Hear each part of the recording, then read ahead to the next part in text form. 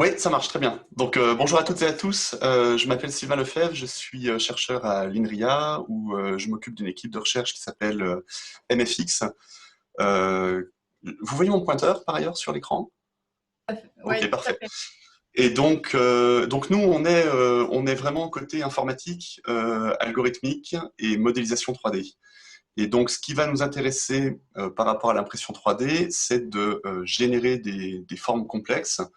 Et on va en particulier s'intéresser aux propriétés calculatoires de cette génération de formes complexes, c'est-à-dire le fait que ça tienne en mémoire, que ça soit rapide, que ça puisse correctement se trancher et que ça soit efficace et robuste numériquement. Et donc, dans ce cadre, on a tout un axe de recherche dans l'équipe qui concerne la génération de donc ce que j'ai appelé des mésostructures. Pour nous, on dit micro, mais je sais bien qu'en matériaux, ça reste très très gros. Et donc, c'est des structures internes aux pièces qui vont permettre de modifier leurs propriétés à plus grande échelle. Et donc là, typiquement, c'est des structures qui vont permettre d'alléger les pièces.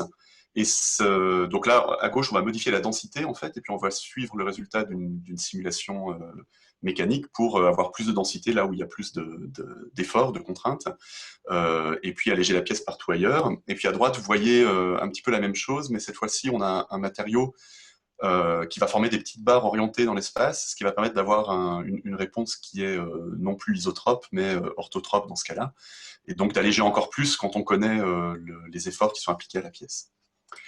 Alors, typiquement, quand on veut faire donc ce qu'on appelle parfois les métamatériaux, hein, les microstructures à l'intérieur des pièces, si on regarde la littérature, ce qui est très largement répandu, et pour de bonnes raisons, hein, c'est de faire des pavages périodiques d'un petit élément de base. Donc on a ce qu'on appelle souvent un élément représentatif. Nous, dans notre jargon informatique graphique, on dit un pavé ou une tile. Et donc ici, c'est le petit cube moins la sphère hein, qu'on va répéter à l'intérieur des pièces. Alors c'est intéressant à plein de points de vue. Pour nous, du point de vue calculatoire, cette périodicité, ben, c'est l'occasion d'éviter de faire des tas de calculs, puisqu'on va se ramener à chaque fois à une répétition triviale dans une grille de la petite brique. Et puis du point de vue analyse, bien sûr, on peut utiliser des méthodes d'homogénéisation pour raisonner en termes de comportement moyen équivalent, comme si on avait un matériau homogène, finalement, on abstrait les porosités, et puis on va regarder le comportement moyen. Et ça, on peut l'analyser, et donc c'est extrêmement intéressant aussi de ce point de vue-là. Alors par contre, il y a un certain nombre de difficultés qui sont liées aux approches périodiques, et c'est en particulier celui qui va nous intéresser, nous, il y a plusieurs aspects, mais celui qui va nous intéresser, c'est le fait que c'est beaucoup plus compliqué d'avoir des gradations dans les pièces, c'est-à-dire de faire évoluer la structure au sein d'une pièce. C'est-à-dire que lorsqu'on a un seul petit pavé qu'on répète partout, ça se passe très bien. Quand on commence à avoir plusieurs pavés qui vont obtenir des propriétés différentes et qu'il faut passer de l'un à l'autre, et bien, se posent des questions, alors parfois toutes simples, de connectivité. Hein, c'est-à-dire que si les bords ne se correspondent pas, ben, simplement on fait une structure qui n'est pas connectée. Et puis ben, là, il faut commencer à réfléchir à comment on fait la répartition dans l'espace, comment on va faire ces transitions, etc. Alors, c'est déjà un problème quand on fait simplement de l'isotrope, mais quand on fait des structures orientées, c'est encore plus difficile parce que le nombre de briques pour représenter toutes les orientations possibles, dans toutes les directions possibles, va exploser, et donc ça rend le problème vraiment difficile. Bien qu'il y ait un certain nombre de travaux qui s'intéressent à ça, donc il y a quand même un certain nombre de réponses pour faire ça, mais c'est quand même pas évident. Et c'est particulièrement dommage parce que nous, ce qui va nous intéresser, c'est en particulier de faire ce qu'on appelle de l'optimisation topologique à deux échelles, c'est-à-dire d'avoir une solution d'optimisation topologique qui va non pas produire une forme avec du vide ou de la matière, mais qui va produire un matériau composite. Ce matériau composite, il peut en plus être orienté, c'est-à-dire que là-dedans, on a un tenseur d'élasticité qui en plus a des orientations privilégiées. Et ce qu'on veut, c'est vraiment instancier ce composite sous la forme, par exemple, d'une mousse fibreuse qui va produire des fibres bien orientées avec la bonne orthotropie dans l'espace. Donc là, ce que je vous montre, c'est des résultats de mon collègue Jonas Martinez en collaboration avec Per Geoffroy, donc qui a fait son doctorat avec Grégoire Allaire, où on va effectivement combiner ces deux approches. Donc on veut pouvoir obtenir ce type de choses. Et donc faire ça avec une grille sous-jacente, c'est vraiment hors de question, en tout cas sur la forme classique. Après, on peut essayer de tordre les grilles et de faire de la paramétrisation. C'est aussi exploré, et ça a aussi ses propres défis. Mais nous, on voulait prendre un point de vue vraiment un petit peu différent et complémentaire de ça. Voilà, donc c'est la grille qui va nous poser problème. Et donc notre aspiration, c'est de regarder ce que fait la nature, comme souvent. Et effectivement, dans la nature, on a tout un tas de mousses hein, qui sont assez fascinantes. Bon, j'appelle ça des mousses pour le terme générique, hein, mais c'est obtenu alors, de diverses manières. Notamment, ce que vous voyez en bas, c'est des mousses métalliques Alors ça peut être obtenu, je ne connais pas ça très bien, mais c'est en gros, on met des billes de polymère et puis des particules métalliques, on va passer ça au four, et donc tout ce qui est polymère s'en va, et puis on garde que la mousse métallique, et donc en jouant sur la taille des différentes particules et les proportions, on obtient différentes mousses. Et puis bien sûr, ici vous avez un très bel exemple dans un os de structures trabéculaires, et ça c'est des structures qui vont croître naturellement, c'est assez étonnant comme processus, c'est vraiment les cellules vont venir renforcer là où il y a plus de contraintes à l'intérieur de l'os, et ça fait ces structures fibreuses orientées, qui sont donc à la fois poreuses pour que effectivement les cellules puissent vivre à l'intérieur, et qui sont optimalement, c'est peut-être un mot un peu fort, mais en tout cas optimisées par la nature pour reprendre les efforts dans les bonnes directions. Donc c'est ce type de choses qu'on avait envie de faire. Et alors, un des défis par rapport à ça, c'est que comme c'est effectivement de nature aléatoire, donc c'est pas aléatoire au sens où c'est n'importe quoi dans tous les sens, mais c'est aléatoire dans le sens où le détail précis local est stochastique, et par contre il y a une structure globale qui émerge, et puis des propriétés statistiques particulières. Mais si on veut représenter ça dans la mémoire d'un ordinateur, tout est unique là-dedans. Et donc le fait que tout soit unique à petite échelle dans des pièces relativement grandes, ça amène des difficultés en termes de calcul et d'analyse qui sont importantes. Alors, pour aborder ça, on s'est appuyé sur des méthodes qui viennent de l'informatique graphique et qui font ce qu'on appelle des définitions procédurales, donc au sens où c'est calculé par des fonctions, certes, mais aussi au sens où il y a une manière très particulière d'utiliser ces fonctions, et on a des attentes sur les complexités en termes de temps et de coût mémoire de ces fonctions. Alors, je vous donne un exemple. On va vouloir remplir cette sphère d'une mousse, donc aléatoire, comme j'ai montré. Et ce qu'on va faire, c'est qu'au lieu de générer explicitement la représentation de cette structure 3D très complexe en mémoire, on va simplement garder le volume qui héberge cette structure, et on va trancher ce volume, comme on a fabrication additive, on va trancher ce volume et on va extraire une seule tranche qui va être dans ce cas-là un cercle. Et c'est uniquement à ce moment-là qu'on va appeler cette fonction, donc on appelle la fameuse procédure, qui va prendre comme entrée un point de l'espace, donc ses coordonnées x, y, z. Et le but de cette fonction, c'est qu'elle va renvoyer en temps constant et en coût mémoire constant 0 ou 1, et 0 ça sera vide et 1 ça sera plein. Donc elle nous dit si on est à l'intérieur ou pas de la structure, on le fait uniquement sur une tranche, et c'est cette tranche qu'on va fabriquer avec la machine. Et donc ça, c'est ce qu'on appelle les méthodes procédurales. Donc j'ai mis ici qu'on appelle en chaque pixel, mais ça, c'est si on a discrétisé. Ça peut être d'autres méthodologies. Mais l'idée vraiment là, c'est qu'on va le faire uniquement au moment du calcul des tranches. Et donc, fort de cette observation et de cette méthodologie, on peut créer des choses comme cette structure que je suis en train de vous montrer. Et en fait, ça, c'est une simulation de la fabrication de la structure. Et on la calcule vraiment tranche par tranche. C'est-à-dire qu'en réalité, à aucun moment, on avait en mémoire l'intégralité de la structure. Elle est vraiment produite en même temps qu'elle est fabriquée, au fur et à mesure. Et ce qui va donner une cohérence à l'ensemble, c'est qu'elle est générée à partir d'un processus aléatoire. Ce processus aléatoire, il va tirer des points dans l'espace. Et en fait, ce que vous voyez, c'est les arêtes d'un diagramme de Voronoi 3D qui est construit à partir de ces points aléatoires. Alors, qu'est-ce que c'est qu'un diagramme de Voronoi? Je vais en parler un petit peu parce qu'on va le réutiliser après. C'est une définition assez simple. On a des points dans l'espace qu'on va appeler des graines. Ils sont en bleu ici. Et le diagramme de Voronoi, ça va former des cellules. Et l'idée, c'est que chaque point de l'espace, on va l'associer au point, à la graine de Voronoi qui est la plus proche. D'accord? Et donc, ça va former des cellules convexes compactes dans l'espace. Et puis là, on a pris les arêtes et ça forme ce diagramme. Et en faisant varier la densité de points, on va faire varier la densité du matériau, sachant que le diamètre des barres ici est constant. Et ça va nous permettre de faire varier les propriétés mécaniques très facilement à l'intérieur de la pièce. Alors, on peut analyser les propriétés mécaniques. Comment on fait? On fait aussi une technique d'homogénéisation numérique qu'on va faire sur des petits échantillons. Et l'astuce ici, c'est qu'il faut prendre suffisamment, un échantillon suffisamment large pour qu'au final, si on le fait sur plein d'instances aléatoires du même échantillon, c'est-à-dire on a pris les mêmes paramètres pour la procédure aléatoire, mais évidemment chaque échantillon est différent. On fait cette analyse sur un échantillon suffisamment grand, et la variance va être faible en fait d'un échantillon à l'autre.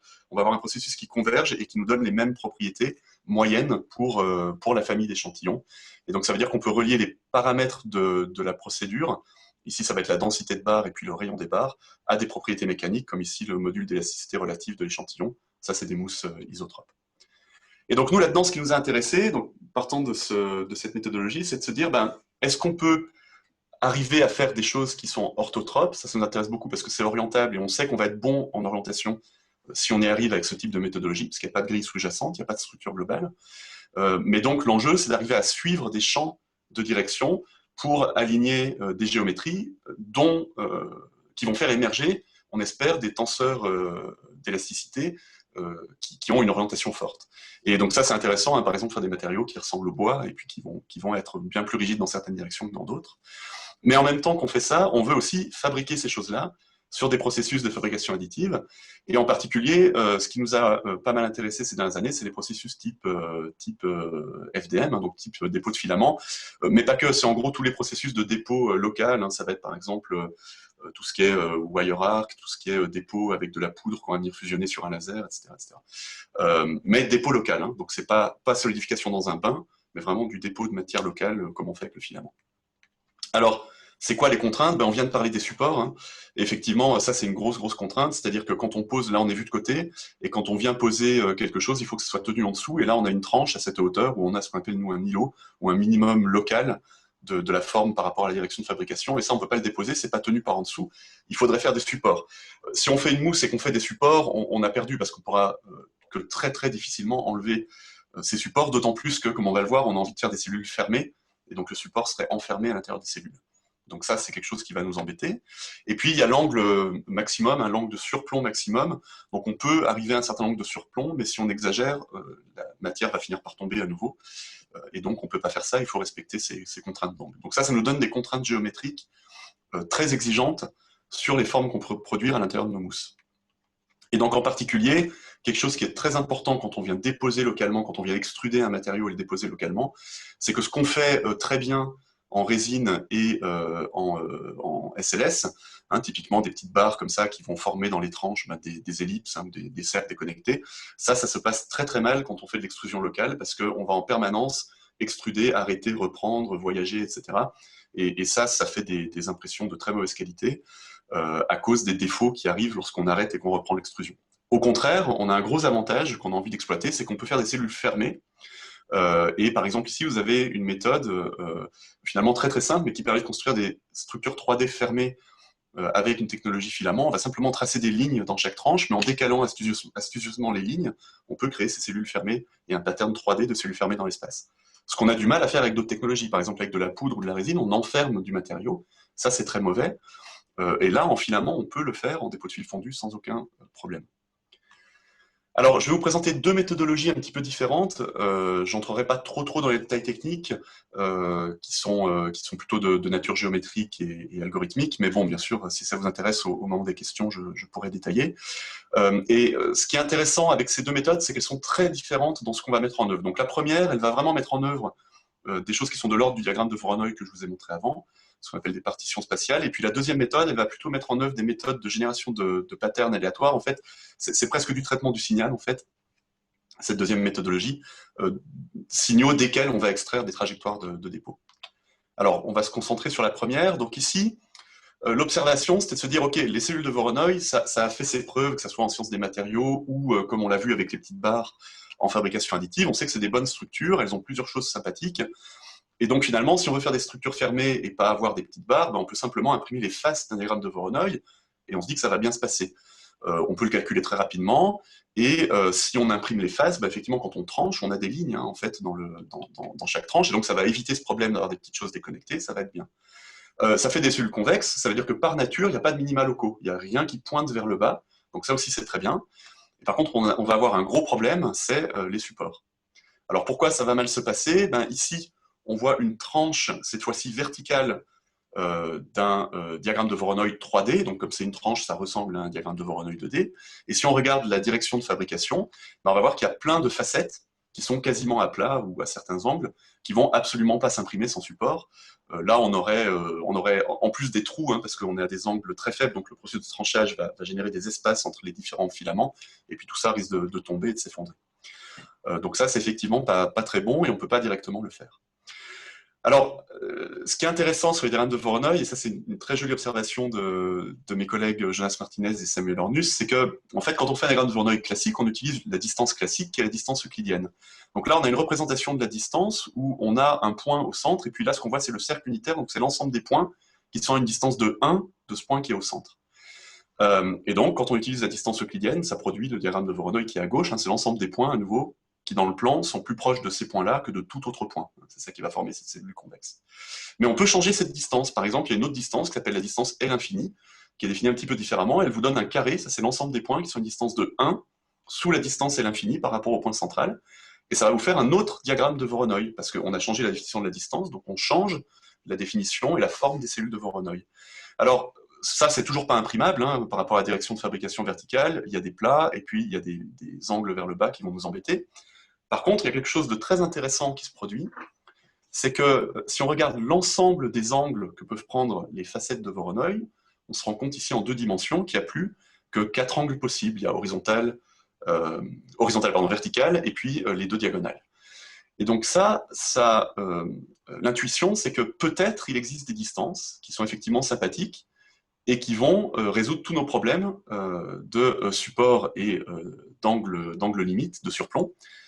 Et effectivement, il se trouve qu'il y a une distance comme ça, et en 2D, c'est le triangle. Si je prends une distance triangulaire, hein, c'est une chose un petit peu bizarre, hein, c'est une distance où l'ensemble des points qui a une distance de 1 du centre, bah, c'est un triangle. Et ça va nous créer un diagramme de Voronoi qui a cette forme ici, et vous pouvez observer qu'on a cette espèce de chapeau qui respecte partout les angles limites, et en plus, on n'a jamais de pointe vers le bas qui ne soit pas portée par un mur vertical en dessous. Et donc ça va respecter l'ensemble de nos contraintes. Alors ça, c'est pour l'intuition. Comment on fait en 3D et comment on peut vérifier et donner des garanties plutôt que des intuitions? Et bien, en fait, on va déjà définir cette distance donc en 3 dimensions. Donc ça se fait, ce qu'on appelle une distance polyédrale. Donc nous, on l'a définie à partir d'une pyramide. Et puis en fait, cette pyramide, on va pouvoir la transformer progressivement en un cône, hein, donc en augmentant K, qui est le nombre de segments dans la base. Et en fait, aujourd'hui, on n'utilise plus que des bases qui sont circulaires ou elliptiques. On n'a même plus besoin de faire cette discrétisation, mais quand on avait fait cette étude, on avait utilisé cette discrétisation. Et puis cette distance, elle a plein de paramètres en réalité, parce qu'on va contrôler, vous allez voir dans un instant, on va contrôler où est l'origine à l'intérieur de cette pyramide, ça va compter, et puis bien sûr les pentes de cette pyramide, ça va effectivement avoir une influence très forte sur la structure qu'on va obtenir. Alors comment est-ce qu'on définit une distance polyédrale? En fait, c'est une définition qui se fait à partir d'un polygone de distance. Donc ici, on a un polygone convexe dont l'origine est ici à l'intérieur du polygone. L'endroit où on place l'origine dans le polygone est très important. Si j'ai un point P et un point Q, et que je veux calculer la distance de Q par rapport à P, par rapport à cette distance polyédrale, ce que je vais faire, c'est que je vais placer ce polygone sur P. Vous voyez, ici, j'ai fait une translation de ce polygone sur P, pour que l'origine soit sur P. Et ensuite, je regarde le facteur d'échelle nécessaire pour que le point Q vienne à la surface du polygone. Et ce facteur d'échelle, c'est ma distance. D'accord? C'est comme ça que c'est défini. Alors, ce n'est pas exactement une distance, en particulier, c'est non symétrique. Donc, ça n'a pas toutes les bonnes propriétés, mais néanmoins, c'est suffisant pour qu'on puisse définir correctement un diagramme de Voronoi avec quelques pièges que je passe ici sous silence, mais on peut avoir des zones entières qui sont à équidistance. On n'a pas juste nécessairement des bords qui sont des faces. Néanmoins, on peut étudier ce qu'on appelle les bisecteurs de ce diagramme, et les bisecteurs, c'est l'ensemble des surfaces qui sont à équidistance de 2 points. D'accord?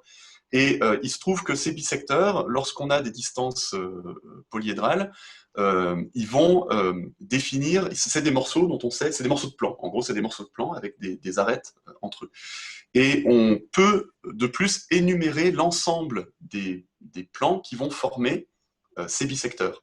Et c'est comme ça qu'on va pouvoir étudier la structure et obtenir des garanties dessus, en regardant, en énumérant complètement. Donc pour les distances triangulaires, par exemple, on va pouvoir énumérer pour tous les bisecteurs qu'on peut obtenir, quels vont être leurs angles et quelles vont être leurs orientations. Et puis ensuite, on peut étudier toutes les arêtes de ces bisecteurs en regardant les interactions, cette fois-ci, entre les sommets du polygone de distance et les faces du polygone de distance. Et donc, par énumération, on arrive à étudier l'ensemble des configurations et avoir une garantie sur le fait que notre mousse, qui est définie par ce diagramme de Voronoi sous distance polyédrale, va avoir partout les bonnes propriétés, du point de vue géométrique.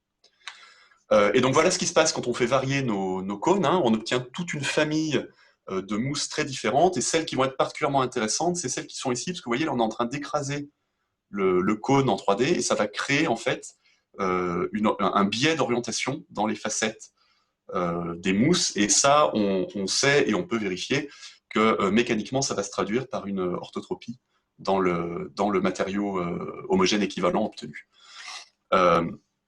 Et on sait en plus, alors on sait montrer en plus que lorsqu'on varie, Donc ce cône-là qu'on a écrasé, on peut aussi le tourner dans l'espace autour de son apex. Et quand on va faire ça, on va pouvoir créer des orientations suivant des champs de vecteurs dans le plan XY. Et on peut aussi vérifier que l'ensemble des facettes qu'on obtient dans le diagramme respecte toujours nos contraintes malgré cette variation d'orientation. Et donc là, vous voyez deux orientations très différentes. Il y en a une qui est radiale et puis l'autre qui suit la normale au cercle, qui est tangentielle. Et donc ça va nous donner deux comportements très très différents. Notamment ça va pouvoir s'écraser le long de la tangente, alors que ça, au contraire, ça va pouvoir s'écraser le long des rayons. Voilà, et puis ensuite, quand on veut étudier les propriétés mécaniques, on procède comme précédemment, c'est-à-dire qu'on va regarder un problème d'homogénéisation numérique et vérifier, donc trouver une taille d'échantillon pour laquelle on a effectivement une variance très faible, et ensuite on va pouvoir regarder qu'est-ce qu'on obtient en termes de tenseurs orthotropes pour toute une famille de paramètres, et donc on fait ça on tire des tas de paramètres aléatoires, et puis on fait ça sur toute une famille de matériaux. Donc ça prend un petit peu longtemps, et après, bien sûr, on essaye de faire une vérification expérimentale de ça, en réalisant des vrais échantillons, et puis en les mettant dans une machine de test, et en regardant ce qui se passe. Alors, quand on fait ça, on se rend compte qu'on a une assez bonne prédiction des différences relatives entre échantillons, c'est-à-dire quand on a dit qu'un échantillon était 2 fois plus rigide dans une direction que dans l'autre, on arrive à retrouver ça expérimentalement, mais bien entendu, on se rend compte aussi qu'il y a des tas de choses qui divergent. Par exemple, c'est très dur d'obtenir une valeur absolue, de dire voilà, on va avoir tel module d'élasticité dans telle direction, ça on y arrive très très peu, ça marche bien en relatif mais très peu en absolu, enfin pas facilement en absolu. Et puis on voit aussi qu'il y a de l'anisotropie que normalement on ne s'attend pas à voir et qui vient du procédé du dépôt de mise en couche. Alors par contre ce qui est intéressant, c'est que si on caractérise complètement une machine et un matériau, on arrive après à compenser en changeant les paramètres de la mousse cette anisotropie.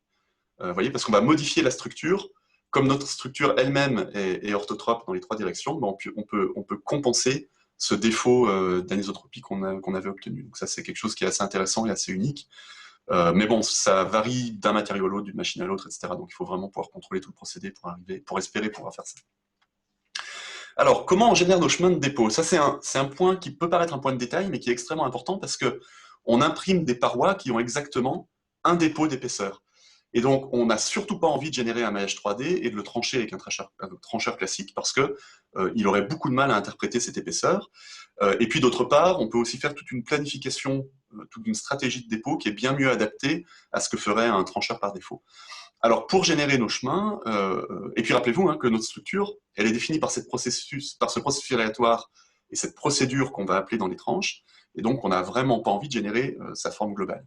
Et donc, ce qu'on fait, c'est qu'on va produire par tranche une image, donc on fait ça avec les processeurs graphiques, donc c'est une image à très haute résolution qu'on peut générer très rapidement, et en fait cette image c'est une tranche du diagramme de Voronoi où on donne un identifiant à chaque site qui est l'identifiant de la cellule de Voronoi à laquelle il appartient dans ce diagramme sous distance polyédrale. Et une fois qu'on a fait ça, on va extraire les bords de ce diagramme, et les bords vont nous permettre de former les chemins.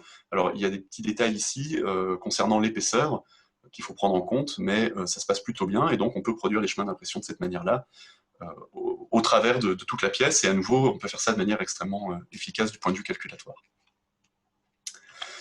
Voilà, et puis donc ensuite, on peut venir peindre des champs et faire des pièces qu'on peut réaliser sur des machines finalement à très faible coût. Ça, c'est imprimé avec des matériaux flexibles, c'est des TPU. Et on a 3 champs à gauche qui vont définir la densité, l'orientation, etc. Alors là, je montre un exemple de semelle podologique qui est vraiment complètement sorti de notre chapeau. C'est pas du tout fait. Celle-ci n'était pas du tout faite en collaboration avec des médecins. Il se trouve qu'on a un projet où maintenant on est en train d'explorer ça avec eux pour essayer de mettre ça un petit peu en pratique. Parce que l'avantage de ces techniques, c'est que ça coûte extrêmement peu cher en termes de mise en œuvre. Et puis en bas, vous voyez une barre. On fait varier un petit peu tous les paramètres, donc en allant de quelque chose qui est plutôt isotrope à quelque chose qui va être fortement orienté, orthotrope ici. Voilà, donc ça c'était une première méthode où on était assez content d'arriver à respecter toutes ces contraintes géométriques tout en générant ces mousses. Et puis on a essayé de pousser ça un petit peu plus loin. Et ça c'est des travaux tout récents qu'on a fait, où on a voulu s'intéresser à des pièces qui sont sujettes à de grandes déformations.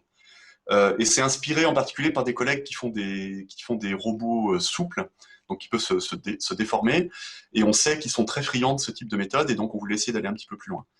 Alors, ce que ça veut dire, c'est qu'on va pouvoir créer des objets où en fait, on a envie de faire un matériau qui va avoir une direction où finalement le matériau reste très rigide, un peu comme une fibre, et par contre, les autres directions vont être très souples. Et ça, ce que ça va permettre de faire, c'est de contraindre des distances à l'intérieur du volume en train de se déformer. Et cette contrainte de distance va créer des courbures qui permettent en quelque sorte qui permettent de contrôler la déformation. Et pourquoi pas même de programmer la déformation. C'est pas un terme que j'aime beaucoup, mais il y a un petit peu de l'idée. Donc là, vous pouvez voir cet objet. Et donc là, quand j'appuie dessus, on a vraiment un effet de gripper qui ne se produit pas du tout sur les autres faces. Ça vient vraiment de la manière dont on a orienté ce matériau. Et de l'autre côté, on a annulé cet effet. Donc en fait, ici, j'ai plus du tout cette forte orientation. Et donc là, j'ai un matériau qui se comporte. Alors, il n'est pas réellement isotrope, mais disons, il se comporte quasiment comme un isotrope, alors que là, on avait quelque chose d'extrêmement orienté. Donc c'est vraiment là-dessus qu'on va essayer de jouer. Alors, le matériau de base, vous l'avez ici en vidéo, mais je l'ai aussi avec moi, hein, c'est quelque chose qu'on peut faire assez trivialement ici, où ça va être effectivement très rigide quand j'appuie là-dessus. Et puis pour des efforts beaucoup plus faibles, il va bien se collapser dans cette direction. Alors, on fait une croix. Évidemment, la croix, c'est pas idéal parce que dans cette direction, ça se comporte un petit peu moins bien. Mais la raison pour laquelle on fait une croix, c'est des raisons de fabricabilité quand on fait le dépôt en filament. Parce qu'on veut que cette structure soit orientable dans l'espace, mais on veut toujours pouvoir la fabriquer sous les contraintes géométriques dont j'ai parlé avant, et on va pouvoir s'en sortir avec cet effet de croix. Alors la question, c'est, si je prends un échantillon comme ça, comment est-ce que je peux faire pour l'orienter librement dans l'espace? Donc à la fois en orientation et en échelle, et puis je veux aussi pouvoir annuler cette orientation dans certaines zones, comme je le montre ici. Et pour ça, on s'est appuyé sur des méthodes de génération de motifs qu'on a fait plutôt pour l'informatique graphique et pour des textures au départ, qui sont des méthodes qui vont permettre de générer des motifs dont le contenu fréquentiel est précisément contrôlé. Donc c'est des oscillations en fait avec une fréquence contrôlée, et on peut aussi orienter ces motifs et puis changer leur forme dans l'espace. Donc je vais vous donner une petite intuition de comment ça se passe ce truc-là. L'idée, c'est que c'est des processus qui sont basés sur des noyaux qu'on va composer dans l'espace. Et ce noyau, c'est en fait un noyau de Gabor, mais qu'on regarde dans une version complexe, donc on l'appelle un noyau de Fazor. C'est la multiplication d'une gaussienne dans le domaine spatial, avec une oscillation, donc là une oscillation qui est en complexe. Et donc ça va former un petit noyau, alors qu'il y a une base certes infinie, mais en réalité qui très vite tombe à zéro, et donc on va clamper au-delà de l'endroit où il devient négligeable. Et ces petits noyaux, on va les additionner dans un processus aléatoire. Donc on a un processus qui génère des impulsions dans l'espace selon une loi de Poisson. Donc c'est globalement homogène mais localement aléatoire. Et en tout point, on va regarder quels sont les noyaux qui influencent ce point, on va faire leur somme, et on va créer le pattern de cette manière. Et ça donne des patterns de ce type-là. Et ce qui est intéressant avec ces patterns, c'est qu'en réalité, on peut précisément caractériser leur contenu spectral. Si je prends la partie réelle de ce motif, je sais que je vais avoir exactement deux blobs dans le domaine spectral qui vont correspondre donc bien sûr aux fréquences principales et puis à l'orientation principale. Et si je tourne, mes deux blobs vont tourner dans le domaine spectral. Donc c'est intéressant parce qu'on maîtrise les propriétés moyennes et statistiques de ces champs. Alors un des problèmes, c'est qu'on voit par contre qu'il y a une atténuation d'intensité. J'espère que vous arrivez à voir ça ici. Ah oui, pourquoi c'est rouge et bleu, hein? C'est parce qu'on a mappé la partie réelle et la partie imaginaire sur rouge et bleu. J'ai oublié de vous dire ça, d'où l'effet rouge et bleu. Mais si on prend que la partie réelle, par exemple, on a la partie rouge. Donc on a des atténuations de contraste, mais on peut en fait le normaliser en divisant par la norme des complexes, et là on obtient un champ dont en plus l'histogramme de valeur dans n'importe quelle fenêtre est parfaitement maîtrisé, c'est-à-dire qu'on atteint exactement le moins 1, 1, et donc on n'a pas de perte de contraste nulle part, tout en ayant notre oscillation. Alors, à quoi ça sert dans notre contexte? Ben, ça va nous permettre, ah oui, donc comme je disais, pardon, on connaît bien, hein, on sait caractériser complètement le spectre de puissance de ces motifs, donc on contrôle les statistiques qui sont à l'intérieur. Alors, on va pouvoir faire plusieurs choses avec ça. La première chose qu'on peut faire, c'est que là où j'avais des oscillations qui ont des formes de sinusoïdes, on peut faire une transformée de Fourier inverse et sommer des harmoniques de ces champs pour sculpter la forme de l'oscillation. Et donc là, par exemple, on a changé le motif. Je vais vous remontrer. Là, j'avais une sinusoïde. Et maintenant, là, j'ai un motif en dents de scie. En fait, c'est des petites rampes linéaires qui passent de 0 à 1 et qui forment des dents de scie. Vous allez voir que ça va être particulièrement utile pour notre application. Ça, c'est une première chose qu'on peut faire. Deuxième chose qu'on peut faire, c'est comme j'ai des petits noyaux dans l'espace, et ça, on le sait par les travaux qui ont été faits en informatique graphique, en tournant ces noyaux progressivement dans l'espace, ben, je peux modifier l'orientation et faire des gradations d'orientation de ces patterns. Et j'ai bien entendu un champ d'orientation qui varie de manière beaucoup plus lisse que les variations de fréquence que j'ai à l'intérieur. Donc ça veut dire que localement, ça se passe bien, je préserve mes propriétés, tout en ayant globalement des changements d'orientation. Et puis ce qu'on peut faire aussi, c'est perturber ces orientations, c'est-à-dire commencer à combiner des noyaux qui sont plus d'accord dans leur orientation principale, et donc là, je génère de l'isotropie, c'est-à-dire là, je pars d'un motif qui est très orienté à gauche, avec, on voit clairement les oscillations et l'orientation horizontale, et puis à droite, ça se déstructure, et ça devient quelque chose de beaucoup plus perturbé, beaucoup plus isotrope. Donc ça va nous intéresser en termes de génération de structures, parce que l'intuition, c'est qu'on va pouvoir créer des structures désorganisées grâce à ça. Alors comment ça se passe pour faire les structures? En fait, on prend ces champs-là, on en fait une version 3D, ce qui est complètement trivial, et puis on va en combiner deux. Donc en fait, on en a un qui va nous faire des plaques dans une direction, l'autre des plaques dans une autre direction. Et en combinant ces deux champs, on définit des petits patchs 0,1 locaux. Hein, rappelez-vous, j'avais mes petites rampes triangulaires qui faisaient des rampes 0,1 linéaires. Ça me fait des petits patchs cubiques que je vais pouvoir utiliser pour faire un coloriage noir et blanc de cellules, que je vais pouvoir utiliser pour extraire des chemins, exactement avec le même principe de tranchage que je vous ai montré avant. Et donc, on extrait des chemins d'orientation qui nous permettent de faire ce type de structure dans l'espace. Et là, effectivement, vous voyez, j'ai les orientations ici, mais si je regarde sur le côté, on voit bien que j'ai des petites structures cubiques qui sont en train de suivre ces orientations. Et c'est comme ça que c'est obtenu. Alors, il y a une difficulté très importante avec ça, ceci dit, c'est qu'il ne vous a pas échappé, quand je vous ai montré les motifs, qu'il y a quand même des endroits où il y a des gros problèmes. Et d'où est-ce que ça vient? Ça, c'est des interférences destructives entre les différentes oscillations des noyaux qui créent des singularités dans le motif. Et donc, dans un cas comme ça, où on a une oscillation qui très clairement devrait être parfaite de haut en bas, on se retrouve avec quelque chose qui est trop aléatoire. Alors bien sûr, ça c'est un cas particulier, parce que quand on a une orientation globale, dans le cas général, on ne peut jamais avoir un motif parfaitement oscillant, on est obligé d'avoir à certains endroits des singularités, des subdivisions, et des choses qui se rejoignent, mais dans un cas comme ça, on voudrait avoir quelque chose de beaucoup plus lisse. Et donc, en fait, on va manipuler la phase de ces champs, c'est-à-dire la phase par rapport à une oscillation parfaite. Alors, ce qui est très simple dans le cas où, évidemment, l'oscillation parfaite, ça serait une sinusoïde ici verticale, mais dans le cas général où on a de l'orientation, il faut définir ça de manière un petit peu différente.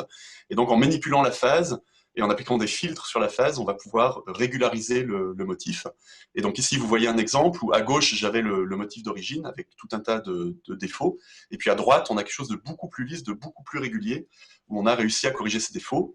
Et à nouveau, ça se fait, c'est un petit processus itératif. Il y a deux choses, il y a un petit processus itératif et puis un filtre sur les paramètres des noyaux, mais ça reste relativement peu coûteux. Et surtout, on ne manipule à chaque fois que les paramètres des noyaux, et on a beaucoup moins de noyaux que de pixels là dans cette image. Donc ça reste très efficace. Voilà, et donc je vous montre juste quelques résultats pour terminer. Donc ça, on l'a vu tout à l'heure. Voilà, ici vous allez voir une roue dans laquelle on a fait une orientation qui est en quelque sorte en spirale, et donc ça fait que quand on presse, ça vient fermer en quelque sorte le diaphragme au centre. Ici, on a ce petit objet qui est en fait un joint, une articulation, donc c'est beaucoup plus dur de le plier dans les autres directions que de le plier dans cette direction-là, et ça vient du fait qu'on exploite l'orientation là pour créer un petit effet qui va être renforcé par le buckling des structures ici. Donc là, c'est un petit effet qui montre qu'à gauche, effectivement, on est bien rigide, et puis à droite, on a un comportement en gripper de cette structure. Alors ça, c'est une plaque qui va partir de quelque chose de très orienté, d'orienter très régulièrement à quelque chose de déstructuré, c'est l'équivalent de ce que je vous avais montré tout à l'heure. Et vous allez voir que quand on appuie sur cette plaque, donc dans une zone ici, il ne se passe rien, et puis dans la zone du milieu, quand on appuie, en fait, on a un effet de courbure, ça sort du plan, à cause de la manière dont l'appui va créer une distorsion des distances dans l'épaisseur de la plaque. Et puis là, voilà, c'est un petit modèle de genou qu'on avait fait pour montrer ce que pourrait être une version un peu plus élaborée du petit mécanisme d'articulation qu'on avait fait tout à l'heure. Voilà, et puis bon, j'en ai tout un tas d'autres. Donc pour finir, je voulais juste mentionner que donc la première technique est complètement intégrée dans notre logiciel ASSL que vous pouvez télécharger à cette adresse. La seconde technique est encore d'intégration, mais elle sera bientôt disponible. Et dans ce logiciel, vous pouvez peindre les champs, vous pouvez générer les structures, vous pouvez les tester, et vous pouvez aussi créer vos propres structures. Donc ça peut être intéressant si vous étudiez ce type de choses. Il est ouvert et conçu pour ça, pour que vous puissiez vous-même écrire des petits programmes qui génèrent les structures. Voilà, je voulais remercier tous les collègues, c'est le travail de beaucoup de collègues, c'est un axe de recherche qui est porté en particulier par mon collègue Jonas Martinez, et puis Samuel Ornus qui travaille beaucoup sur les aspects géométriques avec mon collègue Cédric Zani, voilà, puis les doctorants de l'équipe. Je voulais aussi faire un petit teaser sur 2 travaux récents de l'équipe qui, je pense, peuvent vous intéresser. Le premier, c'est une méthode de dépôt pour le filament qui fait varier la largeur des dépôts. Le défi, c'est pas tellement de faire varier la largeur des dépôts, mais comment utiliser ce degré de liberté pour minimiser les porosités dans des plaques. Donc voilà, comme on parle de polymère et de dépôt filament, je me suis dit que ça pouvait être intéressant pour vous. Puis la seconde, c'est une méthode qui étend les mousses stochastiques que je vous ai montrées pour faire des choses qui sont des mousses avec un comportement auxétique, donc à ratio de poisson, à coefficient de poisson négatif, pardon, voilà, qui est quelque chose qu'on ne pensait pas pouvoir faire au début, donc on voit que c'était un résultat intriguant. Et c'est pareil, c'est complètement procédural comme approche, hein, c'est pas des choses qui sont optimisées, c'est des choses qui sont définies pour directement avoir les bonnes propriétés. Voilà, je vous remercie, je serais heureux de répondre à vos questions si vous en avez, j'espère que c'était à peu près clair. Merci. Merci beaucoup, c'était très clair, très intéressant. Et je suis sûre que parmi ceux qui font de l'optimisation de structure pour les propriétés mécaniques, ça doit solliciter des questions. Je vois que Grégoire a déjà mis sa caméra. Oui, je n'ai pas dit forcément le premier, mais j'ai une question. Bonjour. En fait, salut Lucille, merci pour l'exposé. Quand tu dis que tu génères des trajectoires, là, des pas, c'était vers le slide 25 ou 26, tu avais un exemple en 2D. Je suis curieux de savoir comment tu fais, je ne connais pas bien ça. Alors, donc la manière dont c'est fait techniquement, c'est qu'on va utiliser Voilà, exactement ça. Voilà, oui, oui. Donc en fait, on utilise la carte graphique, qui est dans donc la carte NVIDIA ou ATI, etc. On génère une grande image, d'accord, et on dessine sur cette image avec ce qui s'appelle un pixel shader hein, dans le jargon technique des cartes graphiques. Et en fait, c'est un petit bout de programme qui va tourner en parallèle sur tous les pixels. Conceptuellement, c'est ça, mais la carte graphique est extrêmement efficace pour faire ça. Et en chaque pixel, elle va effectuer l'ensemble du calcul, c'est-à-dire elle va générer tout le processus aléatoire local et déterminer à quelle cellule de Voronoi appartient ce pixel. Et donc de là, on sort cet ID.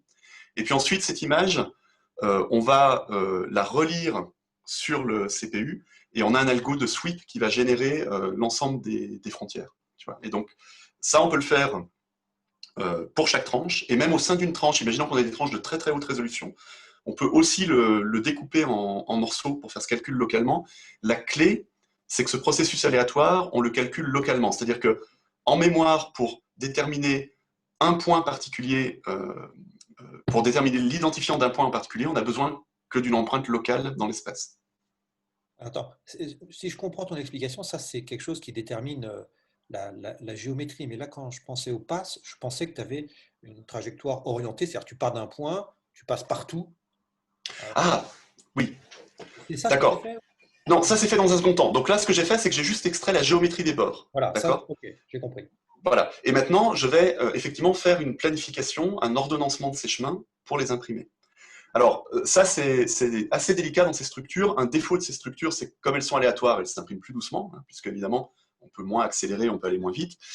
Et l'autre problème, c'est qu'on veut vraiment que ça reste le plus continu possible.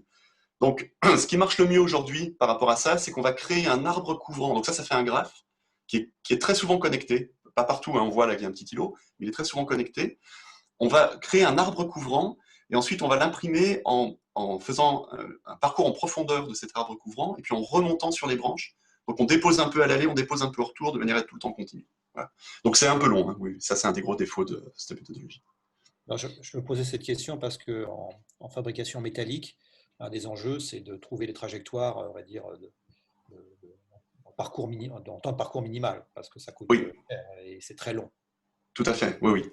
Oui, là, clairement, on paye en temps d'impression. Il n'y a pas de problème par rapport à une structure. Donc, disons, il y a un avantage certain, hein, qui est toutes ces capacités d'orientabilité, d'adaptation en densité, etc. Donc, si on a besoin de ça, c'est une bonne structure. Par contre, si on n'a pas besoin de ça, il ne faut pas la prendre parce que le temps d'impression est significativement rallongé. Ouais. Merci beaucoup. André, tu veux poser une question? Attends, il faut que tu mettes ton micro. Oui, donc j'avais une question un petit peu complémentaire à celle de Grégoire, à savoir qu'est-ce qui se passe maintenant quand je me promène sur l'axe des Z? Alors, parce que là, ici, on a l'impression que c'est continu. Et donc, oui. dans quelle mesure est-ce que c'est vraiment continu? Comment ça change? Alors, c'est vraiment continu dans le sens où ce qu'on est en train de générer là progressivement, c'est les facettes de ce diagramme, et on sait que les facettes ont un angle qui n'excède pas, c'est-à-dire qu'il ne va pas aller s'aplatir au-delà donc par exemple 45 degrés, hein, je crois que c'était dans ce cas-là. Okay. Ce qui veut dire que pour la hauteur de couche qu'on regarde, on sait qu'on connaît le décalage maximum du chemin du dessus par rapport au chemin du dessous. Et donc on sait qu'on peut maîtriser ça, et donc on peut être dans de bonnes conditions. Ce qui va se passer, c'est que ces structures font des pointes, et donc parfois on a des chapeaux, et on a un petit îlot qui apparaît à cause de ces chapeaux. Okay. Mais ces pointes sont toujours vers le haut, c'est ce qui est important. Bon, merci, c'était super intéressant. Je viendrai après avec d'autres questions. D'accord, merci, oui, avec plaisir. Y a-t-il d'autres questions? Bonjour. Bonjour. D'accord. J'ai une question à propos des contraintes sur l'angle. Donc, je voulais savoir, c'est quoi les contraintes que vous avez montrées? Par exemple, vous avez montré que θ doit être plus petit que pi sur 2, c'est ça, plus grand que pi sur 2, c'est ça? Oui, oui, alors ça c'est parfaitement contrôlable, hein. C'est-à-dire qu'en réalité, on prend ce 45 degrés parce que ça correspond au cas où si on a un dépôt qui fait donc 0,2 de rayon et qu'on a une épaisseur de couche de 0,2, ben on se retrouve avec une contrainte qui est souvent être 45 degrés parce qu'on autorise un décalage maximum de la moitié de la largeur d'un chemin. D'accord? Mais ça, c'est un angle qu'il faut déterminer en fonction du matériau et du procédé. Nous, la structure, c'est complètement configurable. C'est-à-dire qu'en changeant la pente ici du triangle, enfin du cône en 3D, on va modifier cette contrainte. D'accord. Et cette orientation-là, c'est elle qui fait varier l'orthotropie ou... Non. Alors, donc voilà, donc l'orthotropie va varier. Alors attention, hein, l'orthotropie, avec cette méthode, elle ne varie que dans le plan XY. D'accord, parce que ce qu'on a en Z, on ne peut pas trop le toucher, en fait, à cause de ces contraintes d'angle limite et le fait d'éviter les minima locaux, les îlots. Par contre, dans le plan XY, ce qu'on va faire, c'est qu'on va venir aplatir le cône, c'est ce qu'on voit ici. On va venir écraser le cône, et ça crée un aplatissement de toutes les cellules du diagramme. Et ensuite, en tournant le cône dans l'espace, ben, on fait tourner ces cellules, et c'est ce qu'on va obtenir ici. Sur ces deux images. Donc, ce n'est pas une liberté totale dans l'espace. On a un plan favorable XY, et puis après l'axe Z, on est un petit peu plus contraint. D'accord. D'accord. Bon, il nous reste normalement plus de temps, mais on va prendre une dernière question parce que comme c'est un étudiant, Filippo, vas-y. Oui, merci beaucoup pour votre exposé. Je voulais savoir si deux choses. La première, est-ce que vos cubes ont des conditions périodiques? Donc, est-ce que vous essayez d'obtenir des propriétés effectives constantes sur vos cubes ou on va dire avec un gradient, mais quelque chose qui reste linéaire?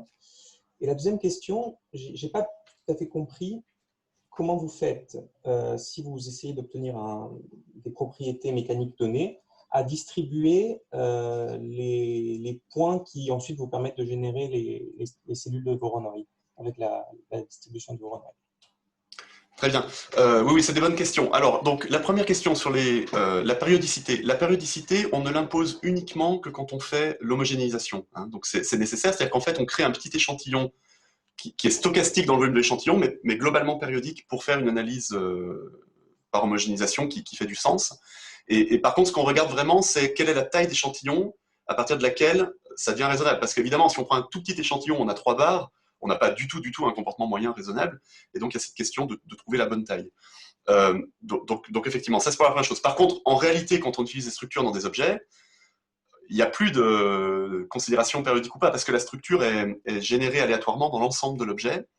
Et donc là, c'est plutôt une question, mais c'est vrai aussi avec les structures périodiques, de quel est le volume dans l'objet à partir duquel on peut considérer que c'est raisonnable d'avoir le comportement moyen. Ça, c'est une excellente question, et je n'ai pas vraiment la réponse, et je n'ai pas connaissance d'études directement là-dessus. Il doit bien en avoir quand même, mais ce qu'on observe, c'est qu'on est rapidement dans d'assez bonnes conditions, mais clairement, voilà, si on fait des plaques plus épaisses, on va sortir de ce qui est raisonnable.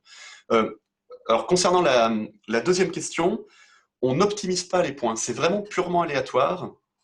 Et donc, l'idée, c'est que quand on a suffisamment du volume, comme, malgré cet aléatoire, on a des propriétés statistiques qui, en moyenne, sont préservées. Hein. Toutes les deux méthodes que j'ai montrées ont cette propriété-là. Et donc, les propriétés statistiques géométriques sont préservées. Et ce qu'on essaye d'étudier, c'est est-ce que cette préservation veut aussi dire qu'on préserve en moyenne les propriétés mécaniques et qu'on obtient une bonne corrélation entre les propriétés géométriques et les statistiques des propriétés géométriques et les propriétés mécaniques. Sur les structures que je montre, on arrive à vérifier ça. En tout cas, c'est toujours pareil, hein, en études milieu linéaire, etc. Mais ce n'est pas nécessairement une évidence. Hein. C'est vrai qu'effectivement, on pourrait imaginer des cas où les deux ne sont pas corrélés. Bon, intuitivement, ça se passe assez bien parce qu'on voit bien qu'on est en train de distribuer des densités d'une certaine manière dans l'espace. Donc ça se passe plutôt pas mal. Voilà. En grande déformation, il y a des tas de questions auxquelles on ne sait pas répondre parce que là, on voit bien que sur ces structures-là, on va finir par avoir des contacts, par avoir des tas de choses. On ne sait pas du tout les simuler, on ne sait pas du tout résoudre le problème inverse en grande déformation. On aimerait beaucoup. Si vous savez faire, ça nous intéresse.